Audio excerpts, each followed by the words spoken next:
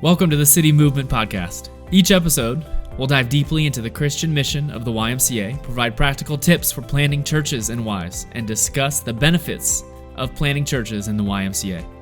We're your hosts, Jeff Snyder and Mike Newman. Thanks for spending some time with us today. Let's jump into today's episode. Well, hey, welcome in. This is episode 8 of the City Movement Podcast. Thanks for joining us today. This is Jeff Snyder.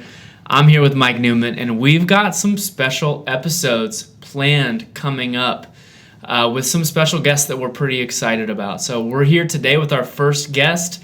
And Mike, why don't you give us the introduction that you've been waiting and it's kind of marinating in your heart to prepare? One of my great privileges is to introduce the Spragues, Aaron and Sarah, all the way from, we could say Michigan, and now they live in Lebanon, Ohio. I was going to bring that up later, right? But go ahead and spoil it. Did I steal your thunder? People might stop listening. Okay. You know what I mean? Okay. Like that might, you may have just... We'll have to edit, we'll edit that one out. Do you want to just deal with it right now? Just go for it? All right. Before further ado, Aaron, for those of you watching this podcast on YouTube and not listening to it, probably the first question that they are asking is, how much does that guy bench? Oh. Did you think so? It wasn't where my mind It went. wasn't? Come on. I have to say it wasn't. That's nuts. You must have seen me at the gym with my Buccaneer Power T-shirt on, right? Perhaps, So I got this high school weightlifting shirt. It says Right. Buccaneer Power 275, right? High school weightlifting shirt. Yeah. Really? It still fits. Yeah. Right? I am surprised you let him wear that. Well, we only recently refound it, right? Yeah. So I started wearing it again after a couple years ago. Wow. So 275? Yeah. 275. Whatever you lost in credibility with being from Michigan, you have gained now from benching over 275. Now I will say that's an old shirt. Yeah. But one of my friends is a home gym, and we stacked up the weight about a year ago, and I put it up again. So that's not too old a record for me. Well done. Right? But hopefully I get. I benched 275. Yeah, you did. Another life. In another life, right? Yeah. Hopefully I got some street cred now. Yeah. Aaron and Sarah, how long you guys been married? Like, give us a little snapshot of your life, your story. Mm-hmm. This is our 19th year of lawful marriage. Wow. Well, yeah. Yeah. Mm-hmm. It will be 19 years. Right. Yep. June so it 1st. is in the 19th. It is your 19th year, yeah. Yes. Yep. Right. Yeah. Awesome. We met in high school, right? So I had moved to a new school, and it was like a movie, right? Like I was like the new guy, very nervous. Sarah sat at the table with all the pretty girls, and I was always nervous walking by, and I'd like shuffle quickly past with my lunch tray, and they would giggle and laugh, and I always thought they were making fun of me and teasing me. Mm-hmm. And a friend of mine who I ran track with said, "Man, I heard this girl Sarah likes you." Guys who bench 275 don't run track. They throw the shot put. I said, "Man, I heard Sarah likes you," and I was like, "No way." Right? And eventually worked up the courage and went and talked to her. Well, I said hi to you first. Okay, that is true. And you looked at me like this. Right? I was very nervous. Yeah. So I didn't know how to handle girls. Yeah. What was this, like 16 years old? Yes. I was 15. Yeah. Sarah was 16. Mm-hmm. Yeah. Nice. Yeah. I was 16 when I met my wife. Yeah. So, But that, relatable. Yeah. my friend Jeremy saying that gave me the courage to go talk to Sarah, and we started dating. And I was in the military for a very long time. We kind of dated, did like a remote relationship thing for many years, and proposed, and we got married, and then eventually moved in together. Yeah. It's great. Yeah. Mm-hmm. Well, one of the things we like to ask everyone when they come on the podcast, because I'm not sure if you know this, but Mike Newman is a Broadway star. What is your favorite musical? I would say my favorite of all time is Les Mis. But I do love Greatest Showman too. And I know that that's not really technically a musical, but it's a good movie. It's pretty awesome. With a lot of music. Yeah. The music just speaks to me. Speaks to I love music. So. So I did know that about Mike, because I went and saw you perform your daughters perform by May. I mean, I thought that was awesome. It was amazing. It actually challenged me as a dad. I was like, man, am I being a good enough dad? Like, I'm not volunteering to be in plays with my kids. Yeah. So that was awesome. Well, now he's in clogging with the girls. So stepping it up. Yeah, that's awesome. I don't necessarily have a favorite Broadway. I'm challenged to appreciate performing art. Yeah. But man, I'll tell He you always what, tells me he doesn't get it, and Something I about explain benching it to him. 275 doesn't Yeah. go along. I'm a simple man. That's good. We did watch Hamilton with the kids, which Oh, that was fun. man, I wish there was some foul language there, which I didn't appreciate. Yeah, for sure. It was a great performance, It was. right? I mean, Yeah. I thought, man, if this is Very what moving. stuff could be like, I think there'd probably be a bigger crowd, right? Sure. A bigger market, because this really it spoke to me, right? Yeah. Yeah. I liked it. Good.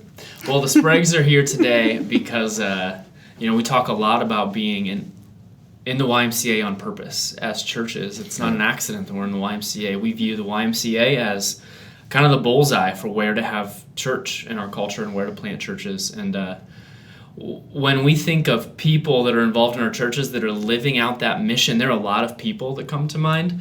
And one of those couples are Aaron and Sarah Sprague. And so they're here today just to share with us about how they got involved, what it looks like in their life, and kind of from, I don't want people who listen to the podcast to think like this is just a bunch of pastors talking about what they think we should do. Aaron and Sarah they're just a part of our church, and they're living it out, and we wanted to hear from you guys too. So did I say that well? Would you agree with Absolutely. that? Absolutely. So it's the tangible evidence that people can hold on to when they're listening.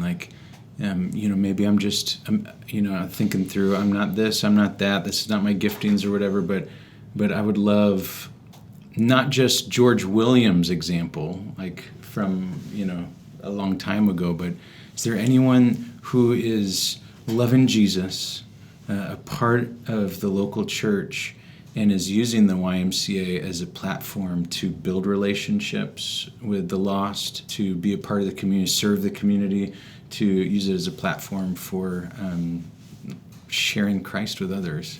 And so, we want to hear your process, how you did it, what are the struggles, the ups, downs, joys, sorrows. This is like snapshot of the Spragues. So, where'd be a good place to start? Well, why don't you guys share, because everyone listening to this podcast doesn't know who you are. How did you guys get connected with the Church in the Y movement? Love the question, right? So we were talking about a little bit about earlier, so I'll rehash it. So Sarah and I moved here right after Christmas 2017, and we'd closed on the house remotely, so we'd never seen the sellers of the home. And we came down as we moved in, and the couple had left us a little note telling us about the community, and including Antioch Church, and it also had made us some Buckeyes, right? Chocolate and peanut butter Buckeyes. And, we, of course, have always raised our kids to not take food or candy from strangers. We said, hey, guys, this is an exception. And we just destroyed them, right? Yeah. I mean, they're within a day, they were gone. Yeah. But I really dismissed the letter that they left us, right? Said, hey, you know what? Who knows who these people are? We're not going to go to their church. Because we hadn't met them, and we were like, you know what? We're going to research churches on our own and find our place. Right. Mm-hmm. So there was a church very close to our home. We went there one Sunday. Definitely was not our type of church. The following Sunday, I think I probably literally did a Google search. It said churches in Lebanon, and Antioch came at the top of the list. And I came to Antioch. Actually met Amy and Carl Johnson right as we walked in. So we were late for church. So you tell this part. I think you remember this part better. So he found Antioch, and he's reading about their mission statement, and he's like, this sounds really amazing. And I was like, I don't know, it's at a Y, I don't know. Sure. Just because I just had never connected the two. I mean, I knew that the C stood for Christian, right. But growing up at my Y, it just wasn't a place that I ever thought of as a gathering place of Christ followers. And so I was fighting back a little bit on that, but I was like, we should try it out. So the next morning, everything was crazy. We were running late. Yeah. When we were getting ready to leave, church had started 15 minutes ago. And I'm like, Aaron, we just should not go. Sure. This is not meant to be. And he's like, no, just get in the car. We're just going to go.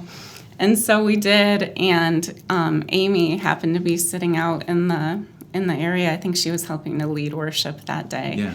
And it was just like God walked us into the person that would work with us the best in that moment. Because I was flustered because we were late. Aaron was making wisecracks. Right, so I think I gave him a hard time. Aaron was wearing his Buccaneer Pride 275. And Amy knew how to handle it. Yeah. And so she just helped us with everything, made us feel loved immediately. We went into church. And so the service, we fell in love with it. I don't know if it started or ended with, but this was right at the same time that Chris Johnson had been identified to become the new CEO of the Y. Yeah. Right? And we were sitting through listening, and I was thinking, that's brilliant. Right? Yeah. They just put a pastor in the Y. He's in charge of the whole Y. Right. And I was like shocked by that. Yeah. When we went to church in New York, we had this great pastor. His name was Duke. And he's like, look, here's our whole mission with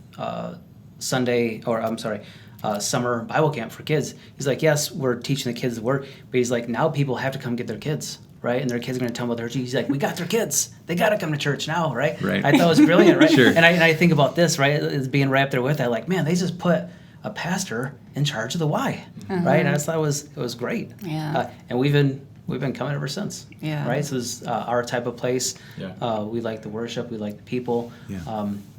It was. I didn't think there was anything to get over with Not it at being all. in the I mean, YMCA. just the people are so just genuine, loving. I never would have wanted to go somewhere else after that. It just was immediate connection. Yeah, that moment 3 years ago when Chris Johnson became the CEO of the Y, I really felt like a moment of God's favor on our movement. Because, our YMCA conducted this nationwide search for a CEO of the largest Y in North America. And the candidate they decided upon was a guy who was on staff at our church, And it's like, for me in that moment, it was very overwhelming because he was like my boss. Yeah. I was like, what? You can't leave? I'm like, what? But it was definitely a moment where I think we would look and say it was like God providing something for our movement, which has been a pretty fun thing. Sarah, can I explore something with you? Yeah. So like when you were researching and there was this opportunity to go to this church, but it met in a Y. Like, just kind of put yourself in maybe a listener's shoes. What were some of those hurdles? Did you have like expectations that church should be X, Y, Z? Or like, I just want stained glass windows, right? Or big stained glass windows. Yeah. And then kind of compare it to maybe, because at the end result, you fell in love with the people, right? And it's the relationships, and the building, could just be anything. Yeah. But it was even more so in that these people are on mission, right, in a unique way. So, like, talk to us about some of the, I don't know, maybe the inner dialogue of your heart. Is that too deep to say? we do I like deep heart dialogue all the time. You do? I knew it. No, I love that. You can use that tonight, tuck the kids in. Maybe tell me about your, Aaron, your face is turning red. That happens. When we talk about heart songs, that's good, man. So, I just, when he said, it meets at the Y, I was like, oh, wow, like, it just seems like maybe that will be kind of a cold place, like not the warm feeling that I'm looking for, or nostalgic. Right, like the churches that I had gone to had been very traditional, like a reception area and pews and all the things, and but I mean I was immediately over it because the intimacy, like it's a humble place. And it makes it so much more intimate, and That's true. Just you're more connected, and I just love it. I love it. Let me tag on to that real quick. So, like, I just assumed it was a relatively new church, right? So I've seen lots of startups, like meeting a high school gym, stuff like that. Right. And so I just assumed it was a startup. Sarah and I had been part of a startup in New York. And like as we learned more about it, like, wait a minute. They're never moving to a new building. They're here on purpose. I'm like, that's crazy. And they have all these people, right? And people are walking by and seeing us at church, and people leaving church and going out into the Y and interfacing with the community. And I got it, right? I'm like, okay, this is on purpose. It's great, man. Even like now that we have our services starting at 11, our second service starts at 11, and the Y opens at noon. Yeah. So actually, our service doesn't end until 12:30, and our Y has a community area where people can just wait outside. So I was sitting out there during second service this week, and there's like 25 people just waiting in the lobby at 11:55 for the Y to open, and our service is streaming on the TV out there with our pastor preaching the message to all these people waiting to go on the Y. And I'm like, this is awesome. They're like, where's that at? That's cool. Through those doors. But Aaron, I think even what you were saying, I think that is sometimes a fighting against the current thing that we're trying to break is like, oh, that church meets in a Y. It's kind of like a JV church. Like they're not there yet because they're meeting in a Y. They're waiting to get a building, and we thought the same thing when Kelsey and I were looking at churches 11 years ago. And I think that's a stereotype that's breaking in culture today as more and more churches are starting to meet in third places. But that's definitely a thought I think a lot of people have. You're not unique in that. If we read the book of Acts, right? Churches were at people's homes, right? People were in community with one another, living together, and that's where church happened, right? There wasn't a building they went to, right? I think this is a lot of ways like that, right? We're just being part of a community, community of Christians. Yeah, that's a great transition. Can I transition with a different question? You bring up the book of Acts. One of the things that we talk about a lot is John 4, the woman at the well. And we kind of see that as a model for the way we do ministry at the Y. So it's like in that story in John 4, Jesus came to the well, saw the Samaritan woman there who would come in the middle of the day to meet a physical need. She had come to draw water. And when she came to have a physical need met, Jesus met her with a spiritual need that she maybe didn't even know she had in that moment. And so that's a lot of the way that we like to look at our ministry at the Y, as all of these people in our YMCA, tens of thousands of people every week walk in the doors having physical needs that they're wanting met. They just need to work out. Maybe it's just a need for a community, so they're just going to see other people. And our goal is like, yes, come at your physical needs, but let me show you like a thirst and hunger that you have that you might not even know you have, but that can also be met here at this YMCA. And I think that is spot on, right? Like, without knowing that, I've considered the Y to be the well. Like after reading through the Bible, I'm like, the Y is just like that, right?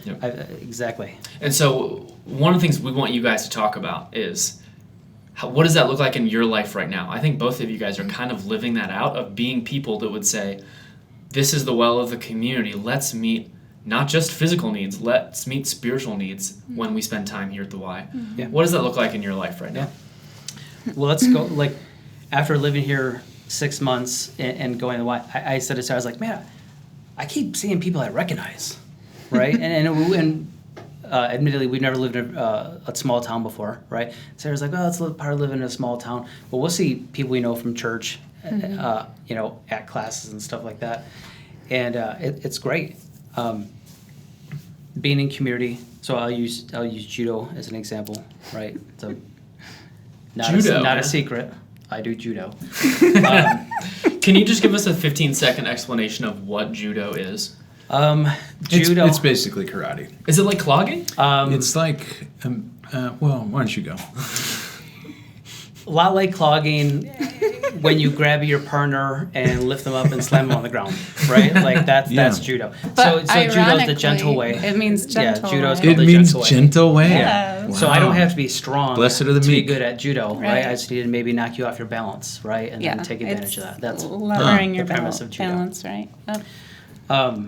So just talking about being in community, living the purpose of the Y, my son and I signed up for judo, right? And I did it just to be with my son, right? Yeah. He wanted to get better at wrestling, and we said, hey, let's sign up for judo. And you know what? I've always wanted to try judo. Let me sign up too. And went to the first practice and have been going ever since, right? Yeah. And what happens is that you build relationships with people, right? whether it's a young boy, young girl who isn't necessarily supported at home, or adults, or even the sensei, right, has needs at times. Yeah. And we've kind of seen this. I have seen this like as almost like a mission field, right? Like, hey, I'm gonna love others. I'm gonna come here. I'm just gonna love people for who they are, not for what they can give me, just for who they are. And whether that means meeting spiritual needs, physical needs, doesn't matter. I'm going to love that person. There have been times when we prayed for people after class that got hurt at class, and I think I don't know if we asked them if they wanted to pray. We did. I did. I asked. Good job, Sarah. Yes, I asked, and I was like, "And is it okay if I put my Sarah, hand you here?" embody the judo way, the gentle way. You've taken judo too, right? I have. I tried it for a couple months. Yep. Okay. And how'd it go for you? It's okay. Sarah, I injured my shoulder doing rolling falls. Sarah thinks we're tickling. I'm like, I'm not trying to tickle you right I now, can't Sarah. take it seriously. I only want him to be my partner, for one thing. And then I just think we're playing, so it just doesn't work out. There's a lot of great opportunity there. But it's amazing. And touching on some of what you said, what I love so much about like judo, for instance, is the huge diversity in ages and different types of people coming from all different backgrounds. It's so beautiful to me. And it's like, you really do, if you're intentional about getting to know people, you really do make friends with people that you wouldn't have otherwise. And it's so awesome. I love it.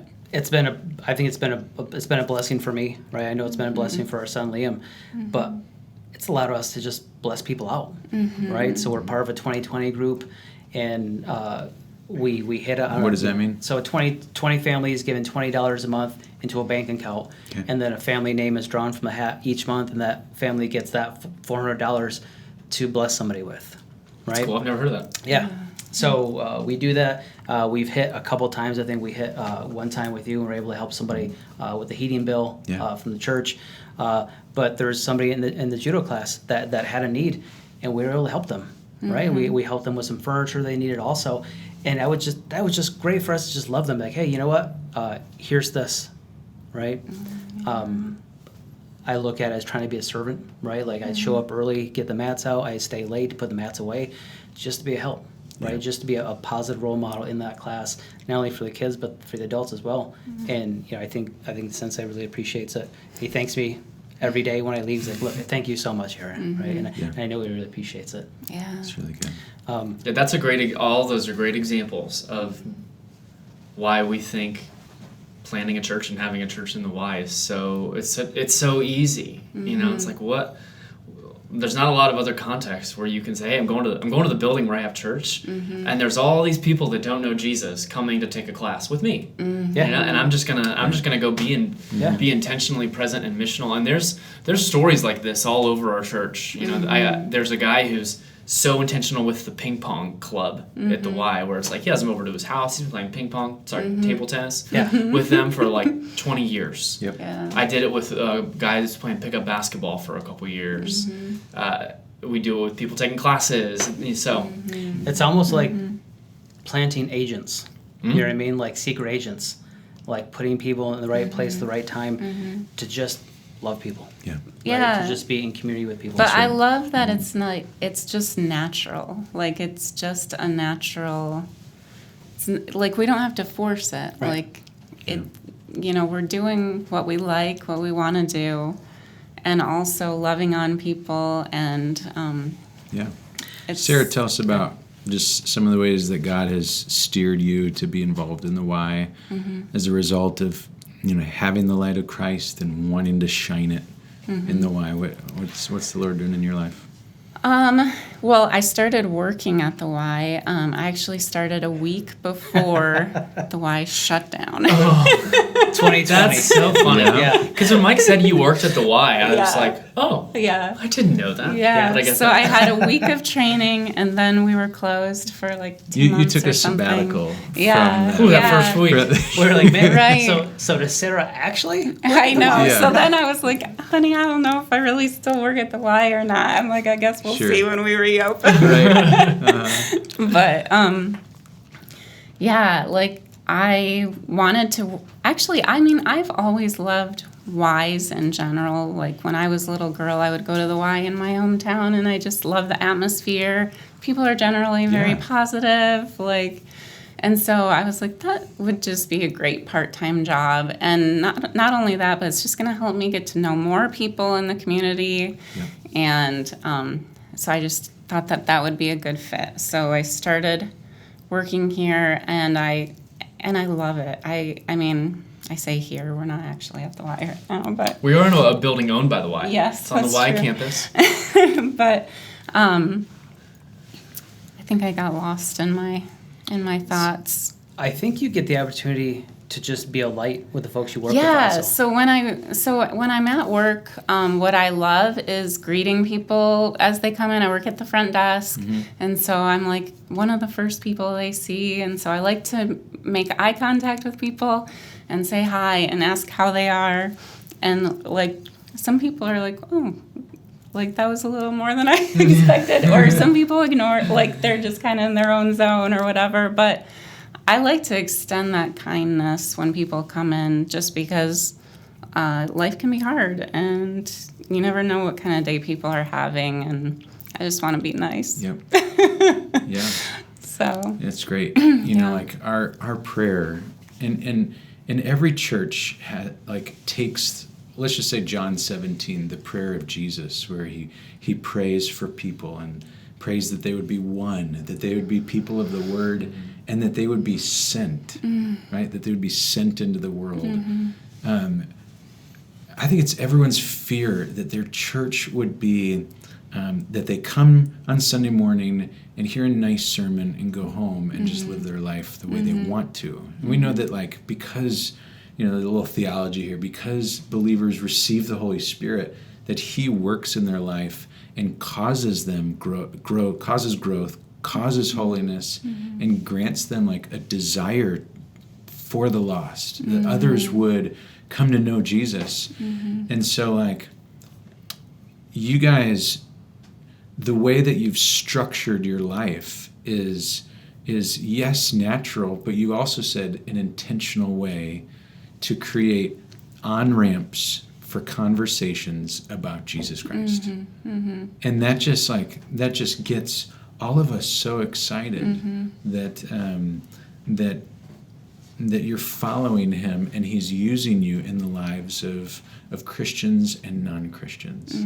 So, like, if we were to ask, over the course of the last 12 months, have you, the listener, or have I, you know, behind this mic, have I told someone how to know Jesus Christ? Yeah. Right? I mean, that's what it's all about.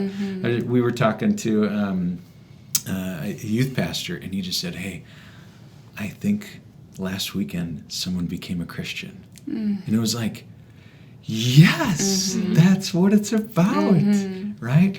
And so what are some verses that I can follow up with and talk to him about that? And hey, like he's struggling with this, right? And like his eyes were just opened.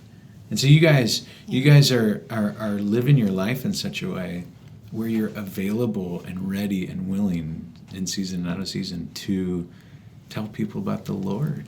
It's so exciting. Yeah. So a great example of that, right? So we've spent a lot of time with folks from judo, outside of judo also, and when given the opportunity, say, look, you know, I've been given a lot, right? The Lord has blessed Sarah and I a lot. Let us bless you, right?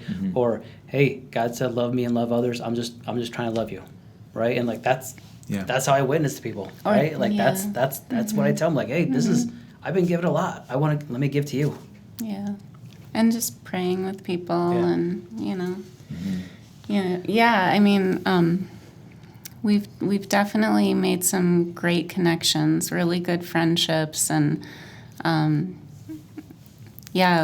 mean, one of the teachers at the Y, like we kind of knew each other on a surface level, but I felt like one night I had a dream actually, and I saw this person's face, and I saw some deep sadness, and like the Holy Spirit like revealed to me that this person was in pain, and so I kind of pushed past that surfacey stuff and got to know them a little bit more and realized that they were, and that they needed prayer, and they needed some more friendship. And I mean, God is moving at the Y for sure. Way to follow the leading of the Spirit. It's not easy. So being like super it's practical. Here's like application tools, right? Like coach us.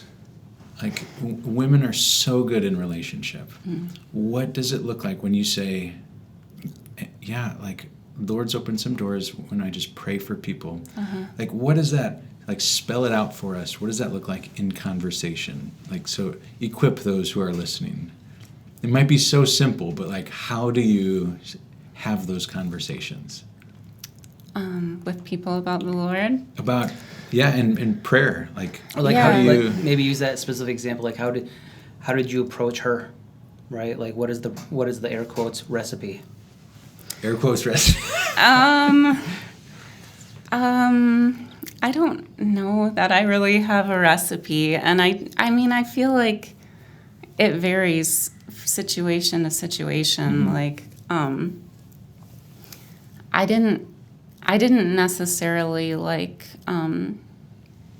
throw out like my biblical perspectives at first with this person. Like I knew that there needed to be a little more connection there. Yeah.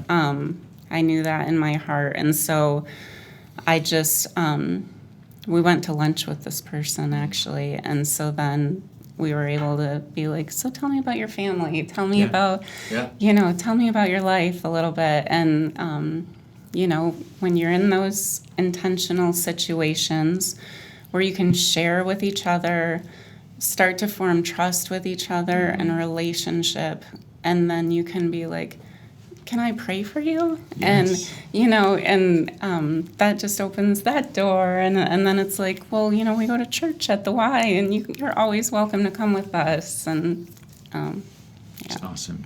Yeah, it's great. So I hear you doing like a lot of life and just like caring for the person first. Yes. You know, and then when those doors start opening, when you're out to lunch or something like that. Yeah. Right.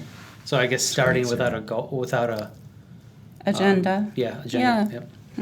It's just, And I do love that when I work at the Y, I can tell new members, we have a church here that meets every Sunday, and I go there, and I love it, and I'd love to see you guys come. And sometimes they're like, what? You have a church here? That's great. Yeah. It is awesome, man. One of my favorite stories that's happened this year is I was sitting in the lobby during a service.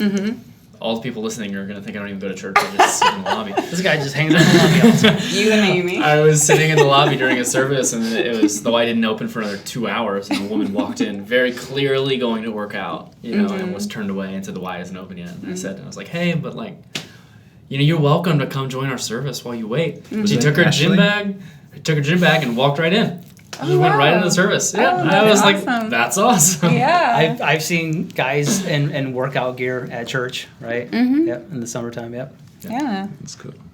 Well, can I ask one more question, maybe to wrap up our time? Is that okay? Is that a math question? Okay. Math question. Yeah.